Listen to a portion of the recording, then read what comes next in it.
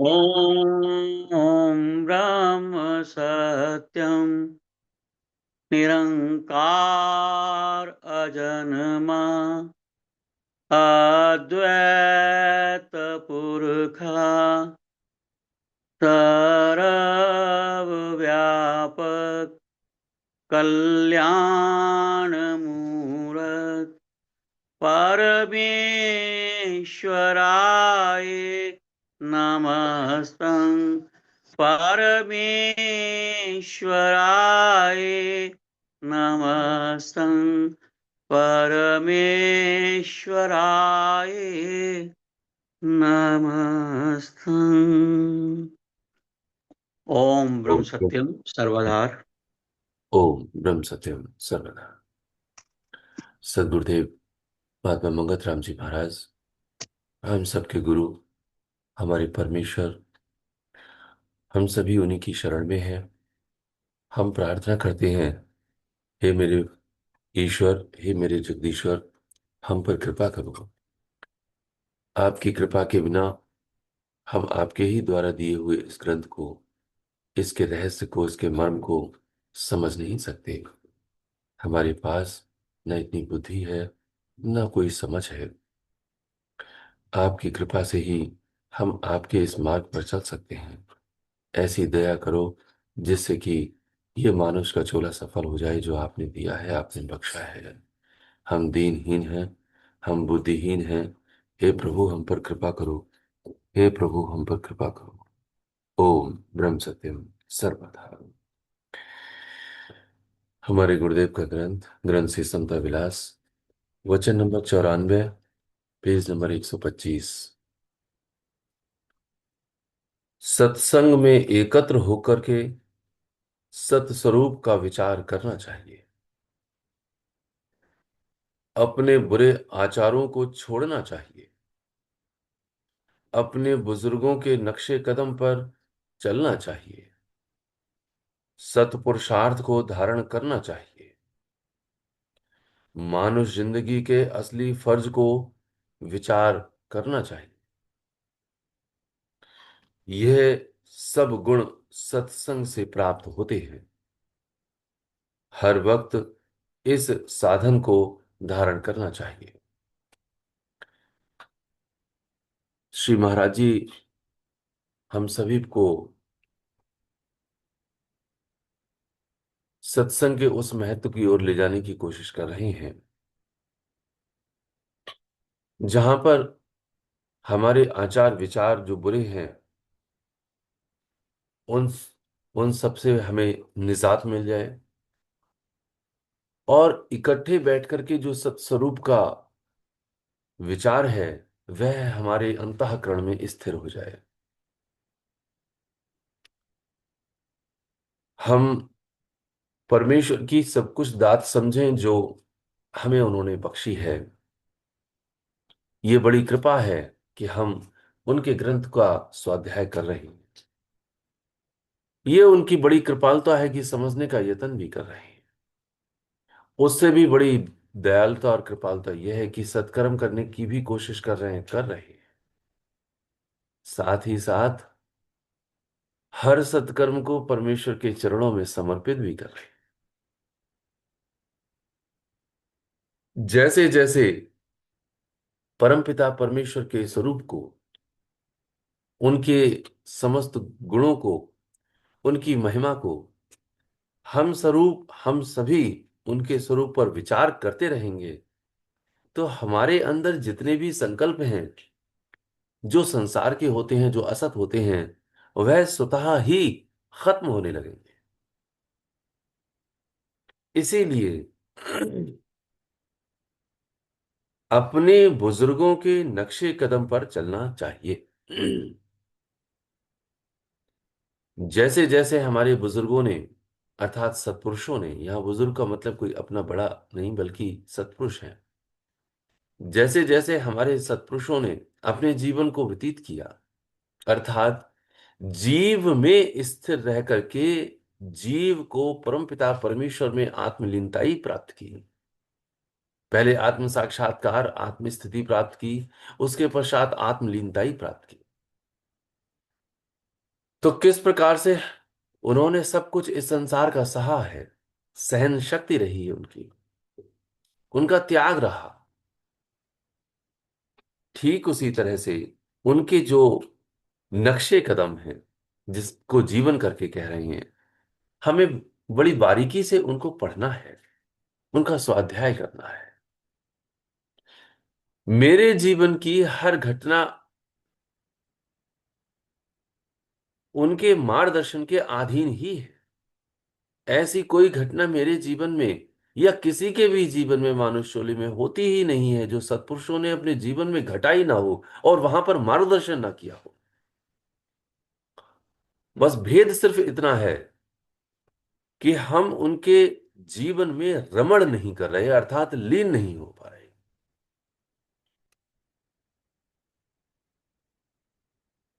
सत्य को स्थापित करने की कोशिश सबने की, परंतु सत्य को स्थापित कोई कर नहीं सकता, क्योंकि वो तो केवल सत्पुरुष ही हैं। और भी बात,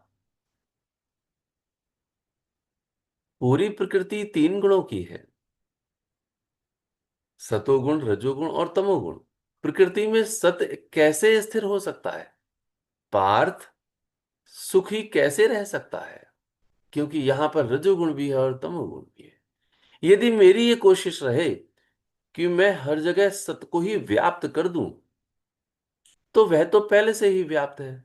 एक बात। दूसरी, हम ये विचार करें कि सतोगुण कैसे स्थिर रह सकता है, जब साक्षात परमेश्वर स्वयं सतोगुण की अर्थात धर्म की स्थापना भी करते हैं, फिर भी अंत अंत में वैसी ही स्थिति हो जाती है। राम आए, कृष्ण आए, नानक आए, कबीर आए, लेकिन फिर भी इस दुनिया का जैसा हाल था वैसा ही और है। इसमें कोई परिवर्तन नहीं हो सकता। हाँ, तू अपने में परिवर्तन कर सकता है, बस इतनी सी बात समझ ले। जैसे हर जगह कांटे और कीचड़ हैं, तो जो कांटे और कीचड़ है उसको मैंने सब जगह साफ करना है, या फिर सत्पुरुष यह उदाहरण दे रहे हैं कि तूने अपने पांव में जूते पहन लेने हैं। इसीलिए जो बुद्धिमान महिलाएं होती हैं, जब कटहल को काटती हैं तो अपने हाथों में सरसों का तेल लगा लेती हैं, जिससे कि वह चिपकन उसके उनके हाथ की उंगलियों में न चिपक जाए। पूरे कटहल में तेल नहीं लगाती, बल्कि अपने हाथ में तेल लगाती है। ठीक उसी प्रकार से ये पूरी सृष्टि, पूरे संसार का हाल ही यही है, त्रिगुणात्मक सृष्टि है। हमें अपने अंदर, अपने स्वभाव में सतोगुण स्थिर करने का पूरा प्रयास करना है। यहां पर चूक ना हो जाए, कहीं हम उल्टे रास्ते पे न चल पड़े कि हम दूसरी जगह पूरी सृष्टि में सतोगुण को ही स्थापित करने में लग जाएं। इसलिए श्री महाराज जी कहते हैं, अपने बुरे आचारों को छोड़ना चाहिए। मेरे कौन से बुरे आचार हैं ये छोड़ो ना, यू वहां छोड़ना है, या दूसरे के बुरे आचारों को छुड़वाना है। याद रखें, जो भी प्रेमी, जो भी भक्त अपने भगवान की तरफ बढ़ता है, बढ़ने का यत्न करता है, वह अपने बुरे आचारों को छोड़ता है, अपनी कमियों को देखता है और सत्संग में एकत्र होकर के परमपिता परमेश्वर की कृपालुता को बखान करता है कि हे मेरे परमेश्वर, तूने मुझे यहां ला करके रख दिया, तेरी बड़ी कृपा है। लेकिन जहां बात आती है सतपुरुषार्थ है, सतपुरुषार्थ को धारण करना चाहिए, मानव जिंदगी के असली फर्ज को विचार करना चाहिए। उसका जो सतपुरुषार्थ है वह कम ना हो जाए। प्रभु की दात है, लेकिन जैसे जैसे तू चलता रहेगा, जैसे जैसे अंतर का भाव परमेश्वर के प्रति रागिब होता रहेगा, तब तक तेरी जो सुधारात्मक प्रक्रिया है, परमेश्वर की तरफ बढ़ने की जो प्रक्रिया है, वह चलती रहेगी। सतपुरुषार्थ तो तूने स्वयं करना है, क्योंकि जब तक तू अपने कल्याण के बारे में स्वयं सोचेगा, समझेगा और उसके माफिक चलेगा नहीं, तब तक साक्षात ब्रह्मा भी क्यों ना आ जाए, तेरा कुछ नहीं बन सकता। तो परमेश्वर तो साफ कह रहे हैं इस बात के लिए कि तुझे सत्पुरुषार्थ करना ही है, और वही तेरे वश में है। इस देह का प्रारब्ध में तू पुरुषार्थ करते हुए भी कुछ नहीं कर सकता। इसलिए जल्दी उठना है, जल्दी मेरे परमेश्वर का ध्यान मुझसे छूट ना जाए। इसलिए मुझे हर हाल में मेरी आंख कहीं लग ना जाए, ये मुझे पुरुषार्थ करना है। इसलिए श्री महाराज जी कह रहे हैं, क्योंकि मेरा मानुष का चोला बड़ा कीमती है। ये इतना कीमती है कि इस मानुष के चोले में इतनी श्वासों को लेते हैं, उसकी एक श्वास का मोल 3 लोग का है। मैं इस श्वास को इतना ही वृथा गंवा रहा हूं, ये तो मेरी बहुत बड़ी गफलत है, गलत फहमी है। इसलिए श्री महाराज जी कहते हैं कि असली फर्ज को विचार करना चाहिए तेरा और मेरा। जो असली फर्ज है हर भक्त का, हर जिज्ञासु का, हर एक गुरु भक्त का, गुरुमुख का एक ही है फर्ज। वो क्या है कि इस मानुष चोले को सफल कर लो। ये सब गुण सत्संग से प्राप्त होते हैं। बिना सत्संग के ये गुण प्राप्त नहीं हो सकते कि हमें सत्पुरुषार्थ करना है, इस मानुष चोले को सफल करना है, वरना तो ये दुनिया में फिर से लग जाएगा। फर्ज करके अपनी जिंदगानी व्यतीत करनी चाहिए, लेकिन जो मेरा असली फर्ज है, जो मानस चोले का असली फर्ज है, वह मैं कैसे भूल जाता। श्री महाराज जी कहते हैं, हर वक्त इस साधन को धारण करना चाहिए। हमारे लिए फिर से चोट पहुंचा रहे हैं परमेश्वर, मेरे गुरु, मेरे ईश्वर। वो कह रहे हैं इस बात के लिए, जैसे मन्नतें किया करते थे, प्रेमी आया करो। दास को ये जो लाइन है, वो पता नहीं क्यों रह रह करके याद आती है कि मेरे ही गुरु मेरे परमेश्वर कहते हैं कि प्रेमी आया करो। ऐसा दीन भाव, ऐसा वात्सल्य, ऐसा प्रेम। और मैं हर वक्त सत्संग में अपने आप को नहीं रख पाता, ये बहुत बड़ी मूर्खता है मेरी। ये मूर्खता मेरी मेरे लिए ही, मेरे जीवन के लिए, जीव के लिए घातक है। इस बात का विचार मैंने नहीं किया, इसलिए हर वक्त इस साधन को धारण करना चाहिए। ये अंतिम लाइन हमारे परमेश्वर इस वचन की कह रही है। तो हम हर वक्त सत्संग को कैसे धारण कर सकते हैं? सत का संग करें भाई। हमारे गुरुदेव ने इतने वचन दिए हैं, इतने नियम दिए हैं।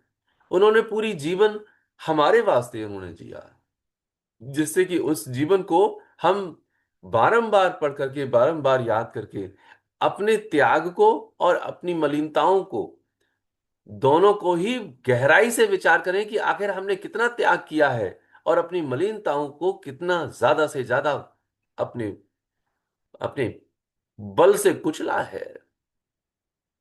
श्री महाराज जी हम सभी से वचन नंबर 95, जो कि इस नियम का अंतिम नियम है, अंतिम वचन है, पेज नंबर 125 है, वचन नंबर 95। आइए हम सब सुनते हैं, पढ़ते हैं और मनन करते हैं कि अंतिम वचन में श्री महाराज जी हमें क्या कह रहे हैं।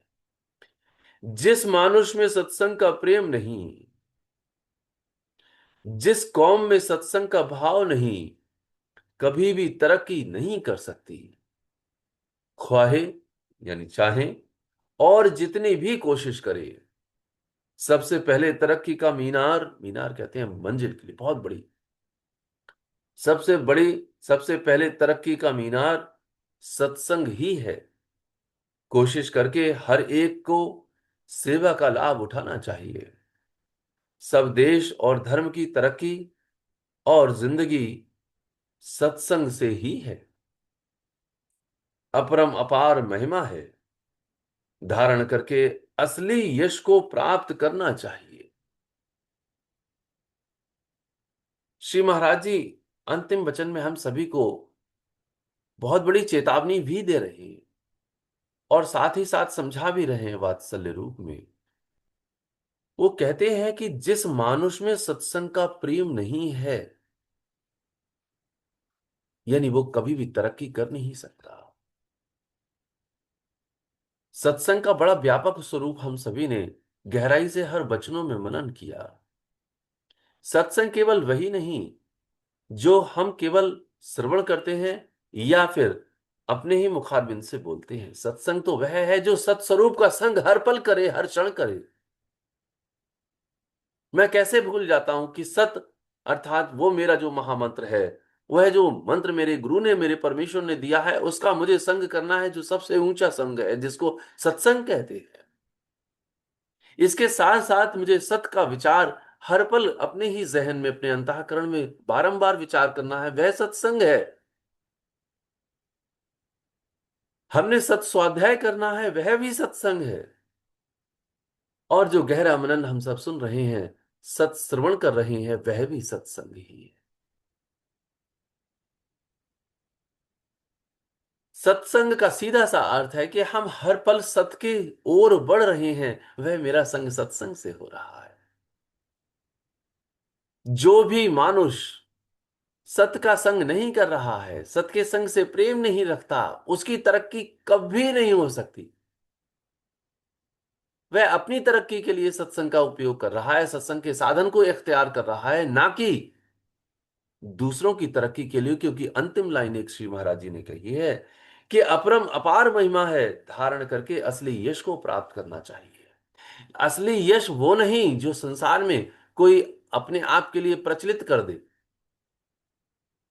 अपने अपने इस नाम को जो देह का है वह प्रसिद्ध कर दे, वह असली यश नहीं।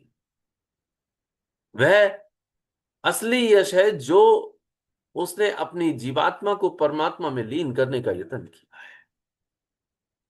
और जैसे जैसे उसने उसने लीन करने की कोशिश की है, वैसे वैसे उसकी ही अपनी ख्याति परम पिता परमेश्वर स्वयं ही कराते। ये उसको विचार नहीं करना है। इसीलिए कहा जाता है, एक महर्षि कहते हैं, जब वादियों में फूल खिलता है तो वह फूल हर कुर्रे हवाई में अपनी खुशबू को फैलाने नहीं जाता, बल्कि वादी में जो आवो हवा है, वायुमंडल है, वह स्वतः ही उसकी खुशबू को फैला दिया करती है।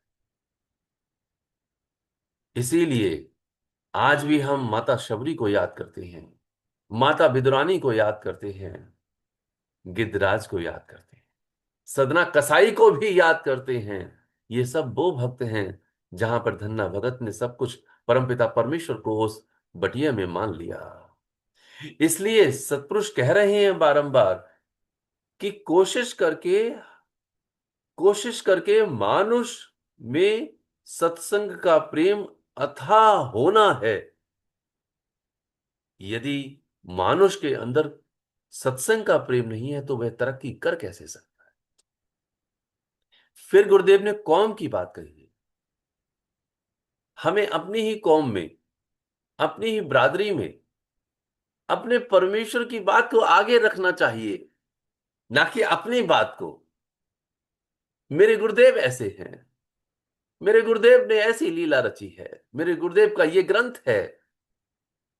हमारे गुरुदेव हमारे आगे होने चाहिए कौम में, बिरादरी में, और उनके नक्शे कदम पर हम भी चलें और उनकी बात को आगे रखने की कोशिश करें, जिससे कि सत्संग के प्रति कौम में, बिरादरी में यह जो भावना है सत्संग के प्रति प्रेम की, वह बढ़ जाए। यह हमारा फर्ज है। श्री महाराज जी कहते हैं, जिस कौम में सत्संग का भाव नहीं है, इसका अर्थ ही यही है कि हमने अपने ही गुरु भाइयों के लिए, गुरु बहनों के लिए, अपने सदग्रंथ के प्रति भी तो प्रेम लाना हमारी ही कोशिश होनी चाहिए, हमारी भी कोशिश हो, जिससे कि इसमें एकता का बल बढ़े। वो एकता परमपिता परमेश्वर की तरफ रागिब होने की हो, ना कि ये जो असत सृष्टि है उसमें हम अपने आप को स्थायी बना लेंगे। बड़ा भेद है इन बातों में, इन मर्म में बड़ा भेद है। सत्पुरुष हमेशा जिस भी बात को कहते हैं या लिख रहे हैं या मर्म रहस्य को समझाते हैं, वह अपनी तरक्की की बात करते हैं। वो कभी भी इस सृष्टि की तरक्की की बात नहीं करते, क्योंकि सृष्टि तो मनोमय है। मन में ब्रह्मा मन में विष्णु, ये सारी सृष्टि तेरी मनोमय है, ये इसमें कुछ भी नहीं है। वो इस सृष्टि की तरक्की की बात कभी नहीं कर सकते।